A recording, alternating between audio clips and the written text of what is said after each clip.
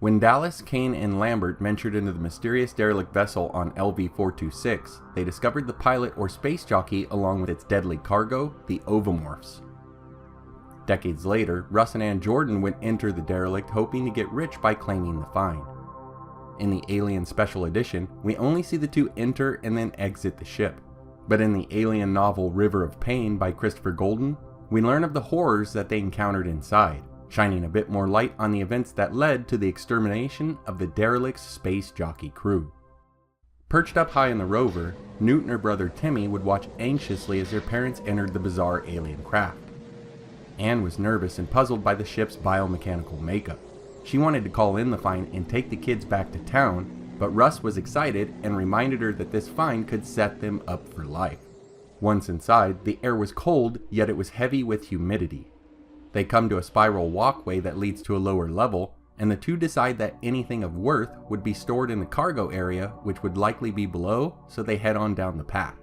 But Anne stops when she sees pits and scars that appear to be melted into the wall and the floor.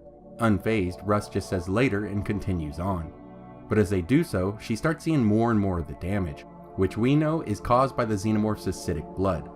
But now she's seeing a new form of damage, where holes are blasted into the walls from some sort of weapon. Looking to take pictures of the area, Russ turns on a brighter light, and to their unease, they see that the texture on the walls is not biomechanical anymore. Whatever is on the walls here seems to be entirely organic. It's black and gleaming like an insect cocoon or a volcanic rock. Anne would break off a piece of it, noting that it was chitinous and hard but brittle at the same time. Now Russ was finally beginning to worry like Anne was, but even so, they pressed on, hoping to find an engine room or pilot's cabin nearby. As the reader, you can tell that Anne is beginning to figure things out here when she notices that she can't shake the feeling that she's trapped in a spider's web or maybe the nest of a wasp. After heading down another level, they find their first alien bodies. Something about it suggested an insect, which gave her an unnerving connection to her thoughts about the hard substance that coated the walls. Yet this was no bug. But Russ just said that it had been dead for a long time, and that it was going to make them rich. Now further into the ship, they notice that the alien hive material has now completely taken over the halls, and Anne sees even more of the spatters from the alien's blood. At a curve in the hallway, they find 3 more Xeno bodies. One is torn in half, while another has an enormous hole through its midsection. There are doors on either side, but many of them have been sealed shut by the hive material. Looking to the doors that they can access, they find some kind of livestock pens and a room with thick metal alloy shelves with mounds of something that had been rotted away. Continuing on, they find even more Xenomorph bodies, now in clusters and piled up. They then find the corpse of something different. The new creature, more humanoid than the first, was larger than the others, 9 feet tall at least. All that remained of his body was its skeleton. The bones were in some kind of exosuit using the same kind of biomechanical design as the ship. Feeling like they finally found the evidence that they need to stake their claim, they took several minutes to record the area before heading out. However, while on the way out, they notice a corridor that heads off towards the crux of the ship. They've come this far, so why not check it out? Around the next corner, to their surprise, they find one of each of the 2 alien species, locked in a terrible embrace. But this bug-like creature was different from its brethren. It was larger, and had a large, ridged plate on its bright blue head that seemed to be a kind of crest. "What the hell happened here?" muttered Russ. "War," said Anne. "The question is, where did the bugs come from? Were they on the ship? In the cargo hold? Or were they already here on Acheron and attacked the ship after the crash?" "And what about this one?" Russ asked. "Why is it so different?" "It's a queen." "What? You mean like with bees? Doesn't this all remind you of a hive? Maybe the others are like drones, and this one is like a queen." She gestured at the crested walls. She then shrugged, or maybe that crest on its head just makes me think of a crown.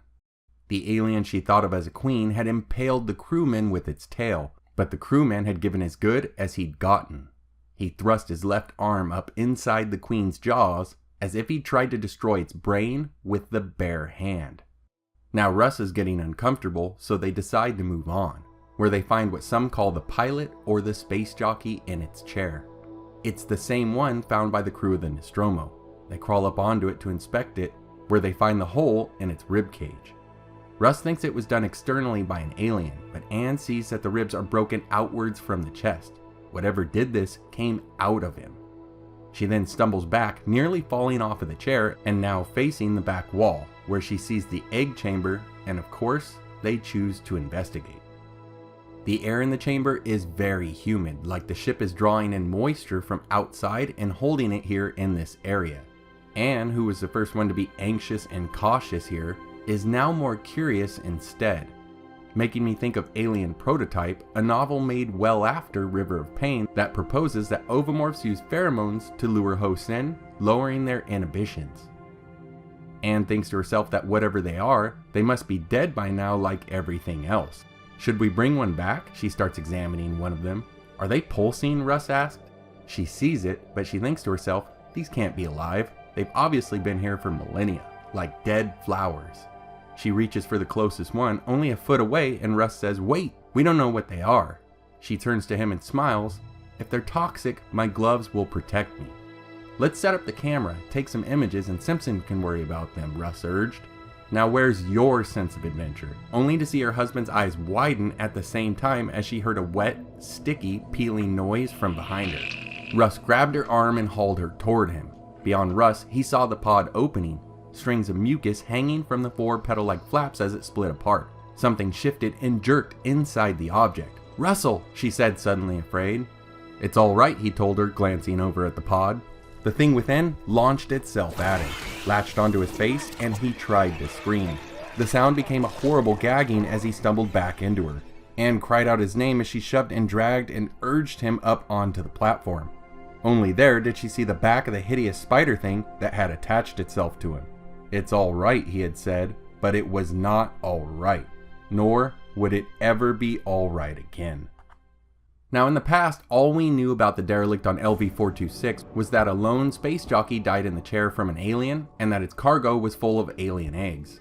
But now we see that there were other space jockeys on the ship, and that there was more than a single alien breakout. The aliens were able to produce a queen on the ship, and were able to cover a large amount of it in hive material.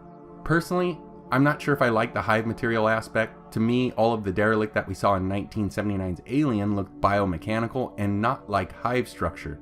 Though if you do like the idea of hive materials on the derelict, it could explain the differences in looks from the more organic ship here and the more machined look of the engineered juggernaut.